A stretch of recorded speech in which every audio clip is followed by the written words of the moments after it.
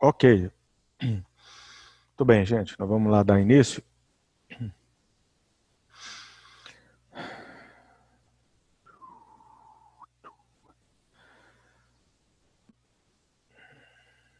Deixa eu só mudar aqui um pouquinho. Ok. Então tá bom, vamos lá. Eu quero aqui orar e agradecer a Deus antes de começarmos, né? E assim, pedir mais uma vez que o Senhor esteja nos abençoando com a presença dEle, com o amor dEle, com a graça dEle. Pai, nós queremos te agradecer mais uma vez por esta noite, te agradecer, ó Deus, pelo cuidado que o Senhor tem para conosco, pelo teu amor, por tua graça e misericórdia sobre a nossa vida, Pai.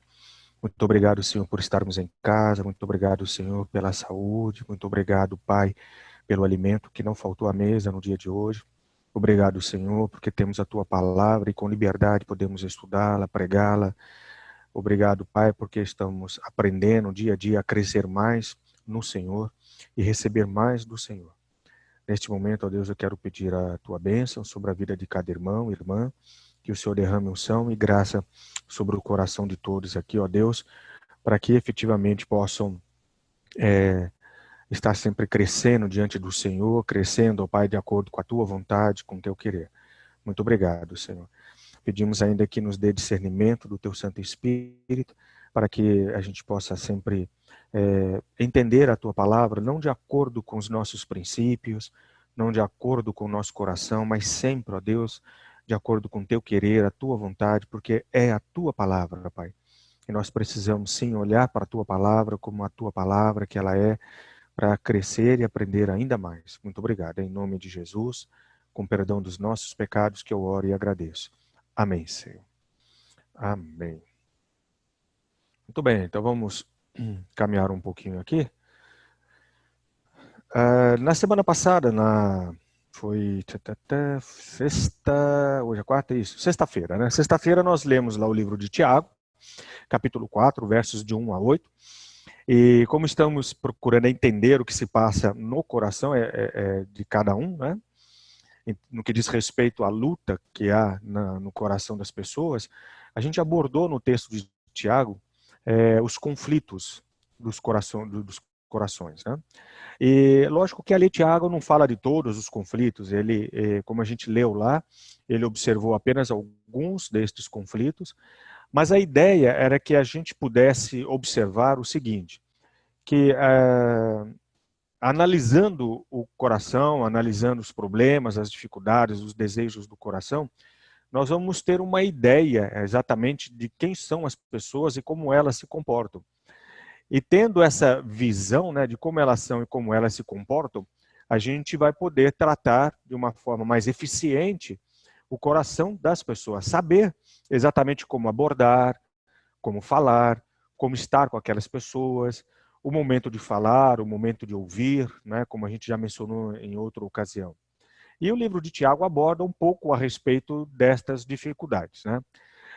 Aquele texto lá de Tiago, que a gente leu, ele mostra de uma forma muito clara para a gente, então, que para que a gente possa entender exatamente como as pessoas são, eu não posso olhar para o lado de fora somente, né? Se eu olho só para a aparência de uma pessoa, o jeito que ela é, como ela se comporta, o jeito que ela fala, eu vou ter dificuldades de realmente é, ver e enxergar a realidade daquela pessoa.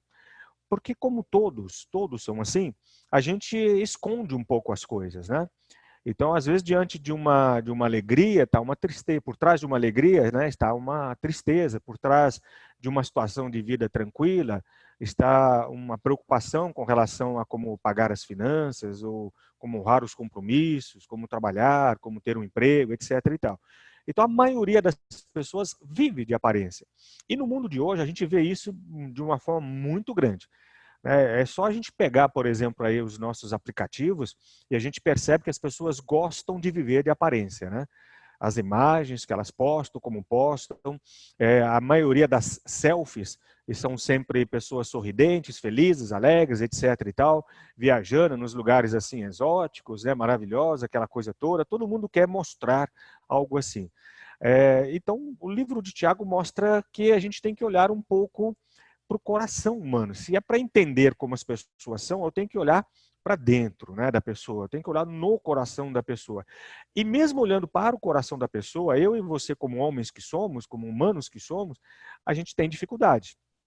Porque a gente não consegue ver como Deus vê o coração de cada um. De Deus não há como esconder absolutamente nada.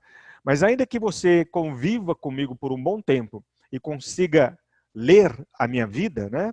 Você consegue ver o que há no meu coração, a ponto de olhar para mim e falar: olha, pastor, eu não sei não, estou achando que você está meio triste, estou achando que você está preocupado, os seus olhos estão assim, estão assados. Ainda que você consiga ver alguma coisa assim, por causa do convívio que você tem comigo, você não vai ter toda a verdade, porque você não consegue enxergar o que está no coração. Então é preciso examinar bem o coração de cada um para que a gente possa entender como as pessoas são. E isto vai facilitar, né? Não é, vamos dizer assim, a solução, né? Mas vai facilitar o processo de evangelização. Né? Eu vou poder chegar às pessoas de uma forma diferente, vou poder abordar as pessoas de uma forma diferente. E lá em Lucas, no capítulo 6, verso 45, Jesus mesmo mostra que as palavras, né, e atitudes brotam do nosso coração. Então, a maneira como as pessoas falam, se comportam, você analisa, você olha, você vê, mas aquilo ainda é pouco, né? E você ainda vai continuar sempre próximo daquela pessoa, acompanhando aquela vida, para tentar ver o coração dela de uma forma mais profunda. Uma maneira de nós aprendermos a olhar bem para o coração das pessoas é olhar para o nosso próprio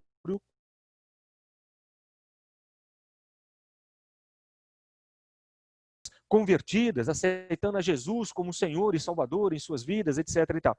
É um desejo que espelha a Deus, porque é este o querer de Deus, né? Para todos nós. Tá? Então, desejar ou ter desejos no coração não é errado. A questão é que nossos desejos, muitas vezes dentro de nós, lutam pelo controle do nosso coração. E é aí que começa, é nesse ponto que Tiago trabalha, né? E é aí que vai começar um pouco os problemas, as dificuldades. Porque eu sei que o desejo que vencer, né, dentro de mim é que vai moldar o meu comportamento, né? Portanto, todos os desejos que eu tenho dentro do meu coração, eles estão em briga. Tiago usa uma expressão aqui no texto, né, que é guerras, né? Conflito, guerras, brigas. Dentro de nós mesmos, nós estamos cheios disso, né? E é interessante que Paulo, o apóstolo, numa outra ocasião, ele mesmo falou isso. Ele disse que dentro dele, né, há uma luta constante entre o bem que ele quer fazer, mas não faz, e o mal que ele não quer fazer e acaba fazendo. Então, o desejo do coração de Paulo é fazer o bem, mas ele não consegue. O desejo do coração do apóstolo Paulo era não fazer as coisas ruins, mas de repente, num dado momento, numa situação ou outra, ele se pegava fazendo algo que realmente não agradava ali o coração de Deus. Então, os desejos estão sempre dentro de nós em competição constante, né? Essa briga, né, dos desejos dentro de nós é para tirar a centralidade daquilo que Deus quer para nós. E assim também se dá com a vida de todas as outras pessoas, né? Então, Tiago está dizendo que nossos desejos horizontais, o que são desejos horizontais? São os nossos desejos pelas pessoas, pelas possessões, pelo reconhecimento, pelo controle, aceitação, atenção, enfim. São os desejos que eu tenho, que você tem, que nós carregamos dentro de nós, para com as coisas, né, do dia a dia, na questão terrena, né, horizontal. Né? E nós temos os desejos verticais, que são os desejos que diz respeito à nossa relação com Deus, os desejos dos céus, né? E de ter os pensamentos dos céus, de ter voltado para os céus todo o nosso coração. Né? Tiago, ele aborda isso de uma forma muito clara, né? E dizendo que esses desejos horizontais, portanto, terrenos, eles estão competindo com o Senhor pelo governo dos nossos corações. Isto é fundamental termos este conhecimento, porque isto vai nos ajudar novamente, né?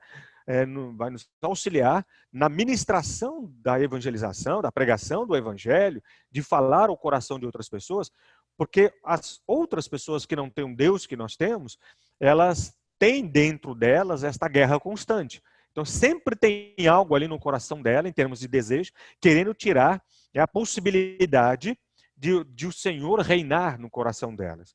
Então, Tiago trabalha este aspecto. Portanto, a questão aqui que Tiago aborda no capítulo 4 é a seguinte: a batalha, né, a guerra entre o desejo por qualquer coisa na criação e o nosso desejo por Deus é o que é iminente, é o que está lá. Essa é a questão maior que Tiago trabalha.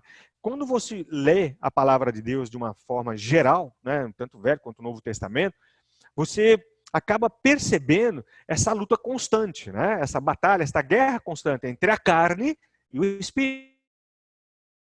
Não nosso espírito, né, mas o Espírito Santo que habita em nós. Portanto, a carne, né, os desejos da carne, os desejos da minha alma com relação ao que eu quero no mundo, né, e aquilo que Deus determinou para que eu priorizasse.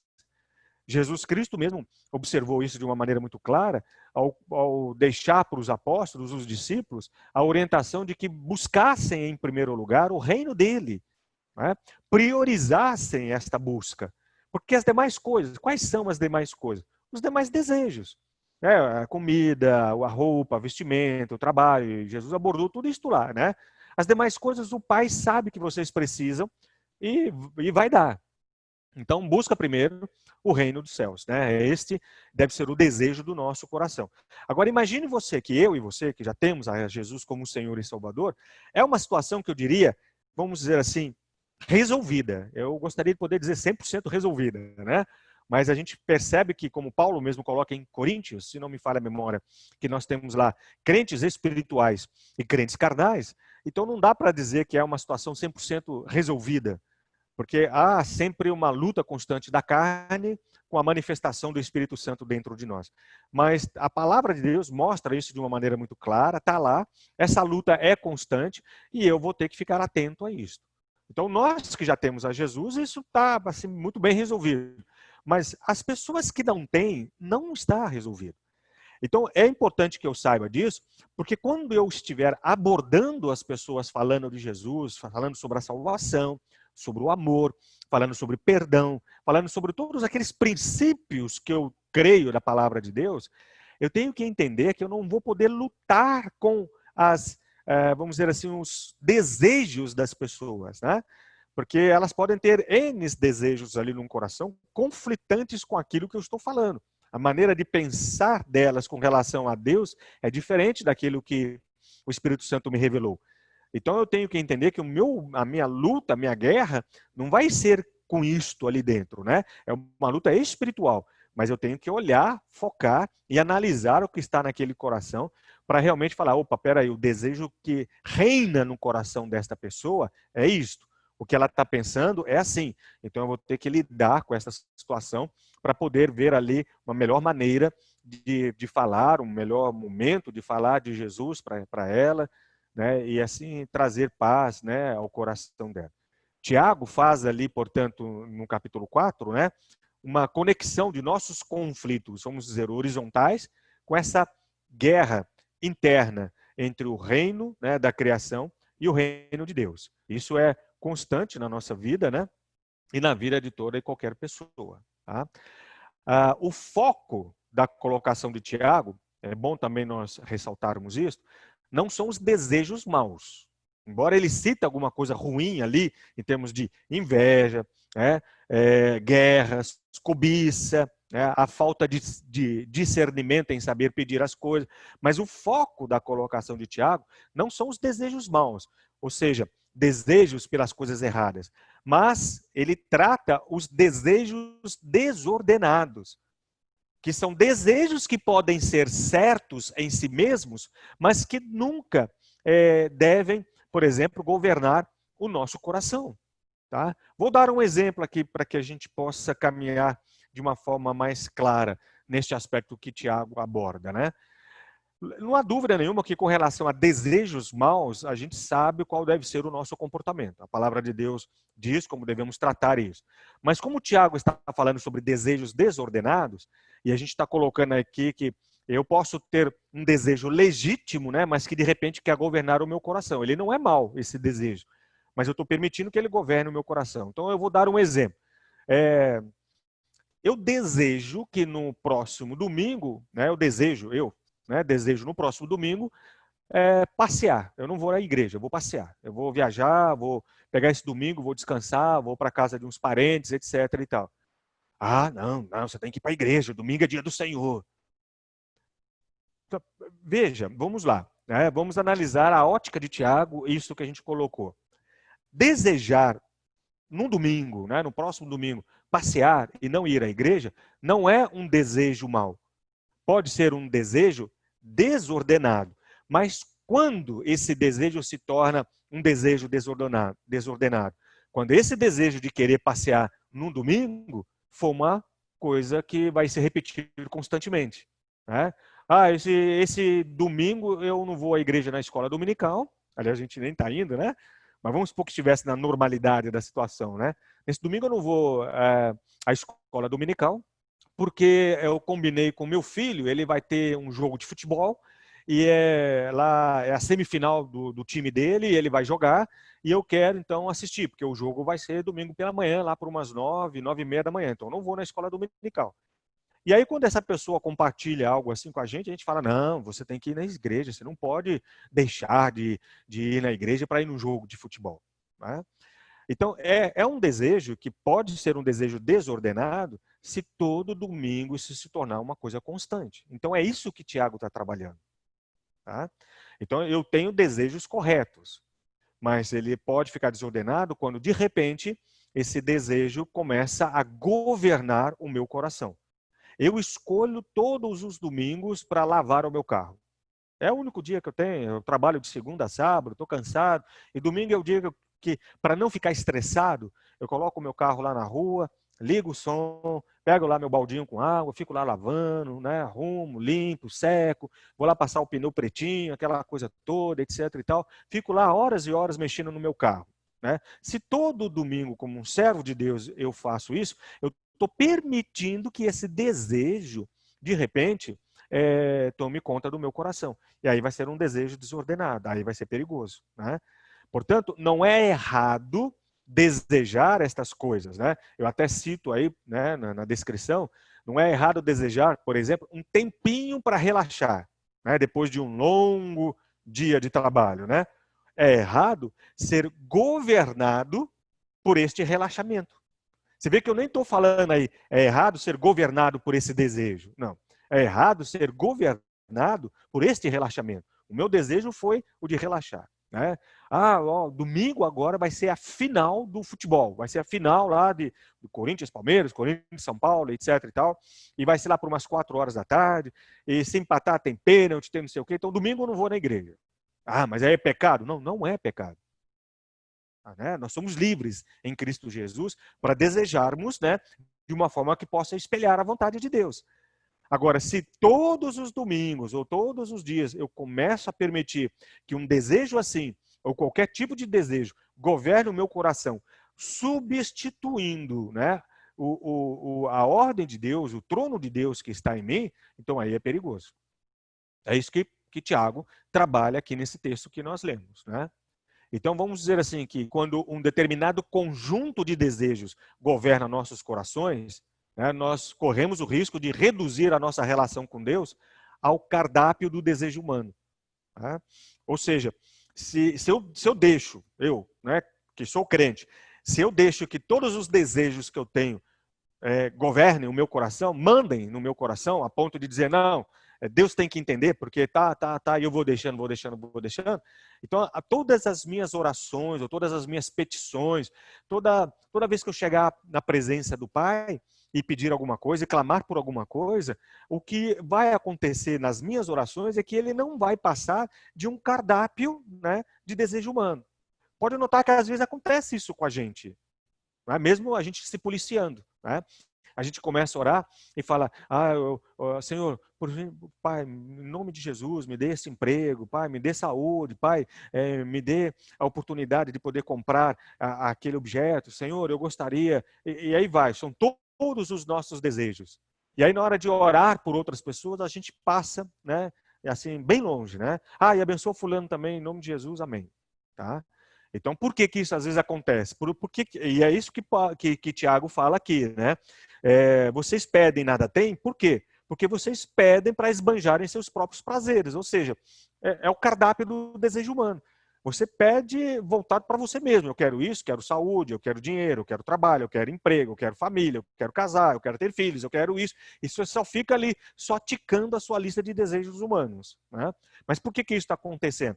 Porque eu estou permitindo que esses desejos governem o meu coração. Tá? É importante saber disto também, por quê? Né? Pode ser que isso tenha já acontecido com você. Quem aqui já teve o privilégio, né, de ser usado por Deus para pregar o evangelho, para levar a palavra de Deus para o coração de algumas pessoas, e a aceitação não foi imediata, ou seja, demorou muito para que você pudesse ver aquela pessoa sendo rendida aos pés de Jesus, pode acontecer de muitas vezes, né, você estar falando de Jesus a estas pessoas e o resultado não é aquele esperado que a Bíblia fala, porque você está travando uma batalha com os desejos do coração daquela pessoa. Você chega para aquela pessoa e fala assim: olha, como é que você está? Tudo bem? Tudo? Olha, amanhã é domingo. Lembra que eu te falei que eu ia passar amanhã aqui para te levar lá na escola dominical, na minha igreja? Aí a pessoa bate a mão na cabeça e fala: desculpa, eu acabei esquecendo, né? E eu não vou poder ir porque eu já tenho um compromisso com a minha família. Aí o que acontece? Você fica magoado, você fica chateado, porque você já tinha combinado com a pessoa, ela esqueceu, e você já começa a achar que aquilo ali é um xalalau da pessoa, né? Ela realmente não está querendo ir, então ela fica se desculpando, etc, etc. Aí você se pega lutando contra os desejos do coração daquela pessoa e acaba se misturando também com os desejos do seu coração, porque o seu desejo é de que ela vá à sua igreja, para que possa realmente ouvir ali a palavra de Deus, né? E ela, de novo, não quer ir. E aí você fica brigando em função disso, a ponto de chegar um momento, ficar tão cansado e falar assim: quer saber? Eu vou dar de mão. Vou deixar isso para lá e seja o que Deus quiser. Né? Então a gente tem que tomar muito cuidado com isso. A nossa luta não é com os desejos do coração das pessoas. A minha o discernimento que eu tenho que buscar aqui diante de Deus é ter os meus olhos abertos para conhecer os desejos que estão ali no coração dessas pessoas, para eu saber lidar. Porque sabendo exatamente o que se passa no coração das pessoas, eu vou perceber qual é o momento em avançar ou recuar, em falar ou ouvir, em abraçar ou se afastar, em chorar junto ou se alegrar junto. Né? Vou ter que tomar este conhecimento. Tudo bem, gente? Ok? Eu acho muito importante observar isso. É isso que eu gostaria de ter deixado hoje para vocês, né? Dentro desse texto de Tiago, para que a gente possa continuar nessa perspectiva de estar sempre analisando o coração de um e de outro, tá bom? Então, não quero orar agora, antes de encerrar, antes da gente ir para o nosso bate-papo. Meu Deus e meu Pai, somos agradecidos mais uma vez com o Senhor. Muito obrigado, Pai, por tudo que o Senhor tem dado para cada um de nós. Obrigado porque nos faz conhecer os desejos do nosso coração e nos faz, pela Tua palavra, conhecer o desejo do Teu coração para conosco. Obrigado, Pai. Obrigado por isso, porque eu posso abrir a Tua palavra e ver ali o que o Senhor espera de mim. Quais são as Tuas expectativas com relação à minha vida, o meu jeito de ser, de viver para Ti. Eu abro a Tua palavra e ali eu sei qual é o desejo que o Senhor tem no coração com relação ao louvor, à adoração que eu trago diante do Teu altar. Que tipo de louvor o Senhor espera que eu possa realmente apresentar diante do Senhor? Qual é o desejo do Teu coração? Muito obrigado, porque pela Tua palavra, pela presença do Teu Santo Espírito em mim, que mora em mim, eu posso ver isso, ó Deus, e realmente caminhar seguro dentro dessa perspectiva. E conhecendo o Teu coração, Pai, eu vou conhecer muito bem o meu coração, como ele é, serei tratado, né, pelo Teu Santo Espírito, da forma como deve ser. E uma vez, Pai, sendo direcionado pelo Teu Santo Espírito, sei que pela palavra receberei discernimento a ponto de também tratar outros corações, outras vidas, outras pessoas que às vezes estão vivendo, Pai, tão problemáticas, tão cheias de dificuldades, de dores, tão longe, distantes do Senhor, sem compromisso contigo. Então, Pai, muito obrigado por esse momento. Quero te agradecer pela vida de cada irmão, irmã, por todos, ó Deus, que neste momento puderam ouvir a Tua palavra. Nos abençoa no final desta noite, que o nosso descanso também seja para a honra e glória do Teu santo nome. É no nome de Jesus que oramos e agradecemos. Amém, Senhor. Glória a Deus. Amém.